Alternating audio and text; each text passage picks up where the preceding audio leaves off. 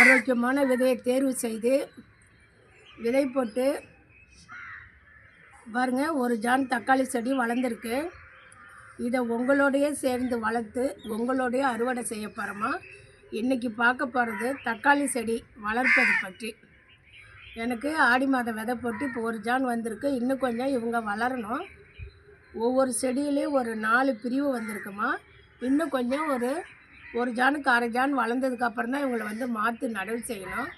எப்போதுமே விதை வந்து கொஞ்சம் நேர்த்தியாக பார்த்து எடுத்துக்கணுமா. விதையில் வெள்ளை பிடிச்சிருக்கான்னு பார்க்கணும். லைட்டாக வெள்ளை பிடிக்கும். அதெல்லாம் நாள்பட்ட விதைகளை நல்லா தேர்வு செய்யுங்க. இல்லை நம்ம கிச்சனில் நல்லா கடிஞ்ச பழத்துலேருந்து தக்காளி விதையை மட்டும் எடுக்கலாமா. நம்ம எடுக்கும்போதே பழம் நல்லா பெருசாக இருக்கான்னு பார்த்து எடுக்கணும். எடுத்து நம்ம விதை போடுற மண் வந்துமா கொஞ்சம் லூஸ் தன்மை இருக்கணும். டைட்டாக இருக்கக்கூடாது. ஏன்னா ஸ்டார்டிங் விதை போட்டு வராங்கள்ல, அவங்க வந்து டைட்டாக இருக்கக்கூடாது. கொஞ்சம் லூஸ் தன்மையாக இருக்கணும். விதை போட்டிங்கன்னா 21 நாள் 25 நாளில் ஒரு ஜான் நம்ம ஒரு மாதம் கூட எடுத்துக்கலாம். செடியை மாற்றி நடவு செய்கிற மாதிரி செடிகள் வளர்ந்துருவாங்க. இதுக்கு இடையிலே நம்ம வந்து தொட்டி தயார் பண்ணி வச்சுக்கணும். தொட்டியில் ஹோல்ஸு கடையில் மண் தொட்டி வாங்கினீங்கன்னா கண்டிப்பாக ஹோல்ஸ் இருக்கும். நீங்கள் பிளாஸ்டிக்லாம் வாங்கினீங்கன்னா நீங்கள் தான் வந்து ஹோல்ஸுக்கு தகுந்த அடையாளம் வச்சு கொடுப்பாங்க. நீங்கள் தான் வந்து ஹோல்ஸ் போட்டுக்கணும். அதையும் எப்படி பண்ணோன்னா, நம்ம டெஸ்டர் மாதிரி பெருசாக கொஞ்சம் கம்பி மாதிரி இருந்தால் கேஸில் வச்சு சூடானோடனே எடுத்து நம்ம ஹோலில் குத்தி போட்டுக்க வேண்டியதாம்மா. அந்த ஹோலில் மண் கீழே இறங்காத கல்லோ ஒரு ஓட்டாஞ்சலோ எதுவோ உங்களுக்கு திக்னஸாக வச்சு நீங்கள் மண்ணுக்கு உங்கள்கிட்ட என்ன மண் இருக்கோ, குப்பைகள் இருக்கா, மக்கும் குப்பைகள் இருக்கா, தோட்ட மண் இருக்கா, ஆற்று மண் இருக்கா. ஆனால் ஆற்று மண்ணில் எம்சாண்டில் மட்டும் செடிகள் வச்சா வளராது. அது கூட தோட்ட மண்ணும் கலந்து மாட்டு கழிவுகள் போட்டு நம்ம செடி மாற்றி வைக்கிறதுக்கு தொட்டி ரெடி பண்ணி வச்சுட்டு ஒரு நாள் மாலையில் அழகாக நடவு செஞ்சு வரிசையாக வச்சிடலாமா. ஒரு மீட்டுக்கு தக்காளி செடி வேணுன்னா ஒரு 10 செடி இருந்தால் தான் டெய்லி 2-3 நம்ம சமையலுக்கு கொடுத்துட்ருப்பாங்க. அதையும் கொஞ்சம் தக்காளி செடி கவுண்ட்டை ஏற்றிங்க. சரிங்களா. மாற்றி நட்டு ஒரு 10 நாள் சென்னதுக்கப்புறம் அவங்க காற்றுல வந்து ஆடுவாங்கம்மா. காற்றுல ஆடாத ஒவ்வொரு தக்காளி செடிக்கும் ஒரு குச்சி ஒன்று கொடுத்துடணும். குச்சி கொடுத்து செடிகள் ஆடாதுன்னா சில சமயம் காற்றுல என்ன பண்ணும், மடங்கி உடஞ்சே போயிடும். அந்தமாதிரி செய்யாத ஒரு குச்சி ஒன்று கொடுத்துங்க. அப்புறம் ஒரு 2 அடி வளர்ந்தவொடனே இந்த மாதிரி சைடு கிளை வருது பாருங்கள். இந்த மாதிரி சின்ன கிளை, இந்த சைட்லேருந்து சின்ன கிளைகள் வரும். ஒரு 2 அடிக்கு வளர்ந்த உடனே தக்காளி செடியில் சைடில் சின்ன கிளைகள் வரும். அதை நம்ம கட் பண்ணி அப்புறப்படுத்திட்டோம்னா செடியோடைய சத்து வந்து பூக்கள் மொட்டு எடுக்கவும் காய் காக்கவும் இப்படியும் நல்லா வளர்ந்துட்டு வருவாங்க. அவங்க மொட்டு வைக்கும்போது இதுக்கு இடையில வந்து நம்ம நல்ல சூரிய ஒளியில் இருக்கணும். நல்ல காத்தோட்டமாக இருக்கணும் செடிங்க. ஒரு செடிக்கும் மற்றொரு செடிக்கும் கேப் இருக்கணும். ஒரு செடி வந்து மற்றொரு செடியோட மோதக்கூடாது. ஏன்னா தக்காளி செடி வளர்ந்துட்டாங்கனால அது சாயறது போகிறது, எந்த பக்கம் காய்க்குதோ அந்த பக்கம் சாயும். அந்த மாதிரி சாயக்கூடாதுங்கிறதுக்கு தான் நம்ம ஏற்கனவே ஒரு குச்சி வச்சு கட்டியிருக்கோம்.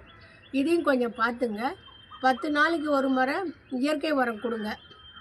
கொஞ்சம் கொஞ்சமாக மணலா புண்ணாக்கா இருக்கலாம், அமினோமாலாக இருக்கலாம். உங்கள்கிட்ட என்ன இயற்கை உரம் இருக்கோ கொடுங்க. நம்ம வீட்டில் தோட்டம்னு வச்சு கெமிக்கல் உரம் கொடுத்து வளர்க்குறது நம்ம வேஸ்ட்டுமா. ஏன்னா நம்ம வீட்டுக்கு நாமளே உழைக்கிறோன்னும் போது நம்ம கெமிக்கல் கலக்கக்கூடாது. இயற்கை உரமாக கொடுங்க. அப்புறம் மொட்டு இந்த மாதிரி நீங்கள் இயற்கை உரம் கொடுத்துக்கிட்டே இருந்தால் மணிலா புண்ணாக்கில் பொட்டாசியம், மேங்கனீஸு, பாஸ்பரஸ் இருக்குது. இந்த பொட்டாசியம்லாம் நிறைய மொக்குகள் எடுக்க, காய்கள் காய்க்க ரொம்ப வசதியாக இருக்கும். இப்போ வந்து நம்ம காய்க்கிற ஸ்டேஜில் வந்திருக்கோம். ஒரு தக்காளி காய்த்து பெரிதாக அது 20 நாள் 25 நாள் கொட்டத்தட்ட எடுத்துக்கோமா. இன்னும் பெரிய தக்காளியாக இருந்தால் இன்னும் டைம் எடுத்துக்கும். நீங்கள் பழம் பழுத்த உடனே நீங்கள் வந்து டக்குன்னு பறிச்சிடுங்க. ஒரு பாதி பழம் பழுத்துக்குன்னா நம்ம வீட்டில் பறித்து வச்சோம்னா அதுக்கு கலர் வந்துடும். அப்போ தான் உங்களுக்கு வந்து அடுத்த காய் வைப்புக்கு சீக்கிரம் நம்ம அவங்களுக்கு இடம் கொடுக்கணும். அதிலே நல்லா கனிஞ்சி போய் பறிச்சிங்கன்னா அடுத்து காய் வைக்கிறதுக்கு கொஞ்சம் லேட் ஆகும். சரிங்களா. இந்த மாதிரி தான் நம்ம தக்காளி பழ செடி வளர்க்கணும். ஒவ்வொரு தக்காளி செடி இந்த மாதிரி நான் சொல்கிற முறையில் ஃபாலோ பண்ணி செய்திங்கன்னா ஒரு 3 சிங்கிள் 2 சிங்கிள் எப்பயுமே காய்கறிகள் வந்துமா 2 சிங்கிள் எடுக்கும். ஃபஸ்ட்டு ஒரு சிங்கிள் கொடுத்துட்டு அதுக்கப்புறம் பூ வச்சு எடுக்கும். நீங்கள் நான் சொல்கிற மாதிரி இயற்கை உரம் கொடுத்து அவங்கள நல்லா பராமரித்து வந்தீங்கன்னா 3 சிங்கிள் கூட நான் 4 சிங்கிள் கூட நம்ம காய் கொடுப்பாங்க. ஒரு தடவை பறிச்சிட்டோம்னா அடுத்து பூ வைப்பாங்க, அடுத்து பிஞ்சு வச்சு காய் வைப்பாங்க. இதில் அந்த பழைய காலத்தில் இப்போ என்னுடைய வயசில் நான் சின்ன பிள்ளையா இருக்கும்போதெல்லாமா தக்காளி காயாகவே பறித்து குழம்பு வைப்பாங்க. நானே செஞ்சுருக்கேம்மா. தக்காளி காய் பறித்து குழம்பு வைப்போம். அந்த தக்காளி காயும் நெத்திலி மீனும் சூப்பர் காம்பினேஷன்மா.